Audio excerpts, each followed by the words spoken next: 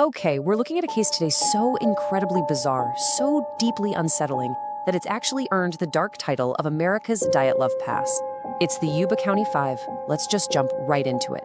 Imagine you're driving down a familiar highway on a freezing winter night. You're just an hour from home, right? You're completely safe, the heater's blasting, and you're laughing with your best friends after a really great night out. But then, for literally no logical reason whatsoever, you crank the steering wheel. You veer away from the safety of the city. You completely abandon your route home and start driving straight up into a desolate, freezing, snow-covered mountain forest. You just keep driving into the pitch black until your tires get hopelessly stuck in the snow. And then, you step out of the car into the blinding dark, and you disappear. Now, this isn't some campfire ghost story. In the winter of 1978, 5 real young men did exactly this, leaving behind a puzzle that, honestly, totally defies human logic. To even begin to wrap our heads around this, we have to look at who these guys were. Ted, Jack Madruga, Bill, Jack Hewitt, and Gary. Ranging in age from 24 to 32, they weren't just random acquaintances. They were this incredibly tight-knit group of friends with a really deep bond. They even played together on the local community basketball team. And their night started out, well, completely normal. It was February 24th, 1978, and they were basically on top of the world because their own big tournament was the very next day. To get pumped up, they piled into Jack's pristine, turquoise and white Mercury Montego, drove up to Chico State to watch a college game, grabbed some sodas and snack cakes from a convenience store, and hit the road to head home. But instead of that easy 1-hour drive back on a straight, perfectly well-lit highway, they took a massive detour. They ended up 70 miles off course, heading way high up into the Plumas National Forest, a treacherous, unpaved mountain trail directly into a raging blizzard. This brings us to the first massive anomaly, the abandoned car. Days later, during a huge search and rescue operation, a forest ranger finally found their vehicle.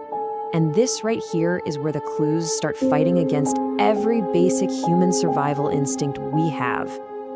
Think about the sheer mechanical paradox of this scene. They are in the middle of a literal blizzard, right? Yet they abandoned a perfectly working vehicle. It wasn't stuck in the snow, it had a quarter tank of gas. The keys were missing, sure, but when the police hot-wired it, the engine purred to life instantly. Inside, the guys were totally gone, just some empty snack wrappers scattered on the floorboards. So, the absolute crucial question we have to ask ourselves as co-investigators here is, why? What could possibly possess 5 men to step out of a safe, warm, perfectly running car and walk out into a blinding, freezing storm? Moving to our second clue, a witness in the shadows. We actually have one terrifying piece of the puzzle from a man named Joseph Shawns. In an unbelievable coincidence, Shawns was stranded in his own car on that exact same mountain road that night. He'd gotten stuck in the snow and, incredibly, was actively suffering a mild heart attack. While he's agonizing in pain, Sean sees a group of men walking past, bathed in the glow of car headlights. He desperately calls out for help, but their reaction? Completely unnatural. The voices instantly stopped. The headlights flicked off. The forest went dead silent.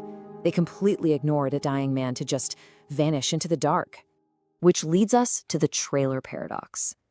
That mountain kept its dark secret hidden under the snow for nearly 4 months.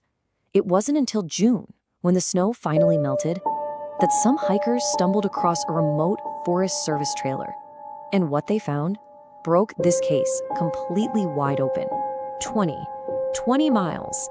That's how far this trailer was from where that pristine Mercury Montego was abandoned. That means these men must have hiked an agonizing, almost unbelievable 20 miles through deep snow in the pitch-black cold. When those hikers opened the rusted door of the trailer, well, the smell told them everything. Inside, investigators found the severely frostbitten body of Ted Wayher. He was wrapped tightly in 8 heavy blankets from head to toe, and forensics showed something truly tragic. He had actually survived inside that trailer for roughly 3 months, slowly starving to death and losing over half of his body weight. But wait, because here is the most devastating, mind-boggling detail of this entire case. Inside that very same trailer, right there in a storage locker, investigators found a massive stash of military-grade C rations and canned food. We're talking enough food to keep all 5 men alive for an entire year. Let that sink in for a second. 1 full year. The contrast here is just horrifying.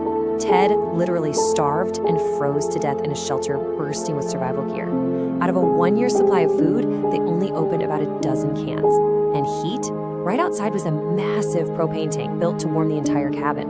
It was never even turned on. It's like they had this incomprehensible psychological block, or they were paralyzed by some unimaginable fear. Over the next few days, searchers scoured the area, and the grim reality really set in. The remains of Jack Madruga, Bill Sterling, and Jack Hewitt were eventually found scattered in the surrounding woods, ravaged by the elements. But Gary Mathias, he vanished completely. The only trace of him was his shoes, left inside the trailer next to Ted. To this day, his body has never been found. So looking at the source material, there are 2 prevailing theories trying to make sense of this. Theory 1 is an internal breakdown. Gary Mathias had schizophrenia and hadn't taken his medication. It's totally possible he suffered a severe psychotic episode and inadvertently let his terrified friends out of the safety of the car and into the woods. But Theory 2 suggests an external threat.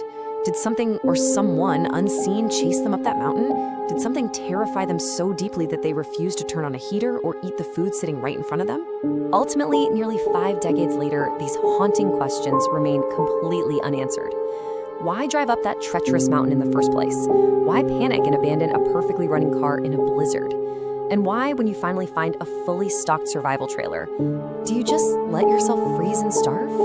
This whole explainer leaves us totally in the dark, wondering what truly swallowed those 5 men in those frozen woods. And honestly, if you were in that trailer, what would you have done?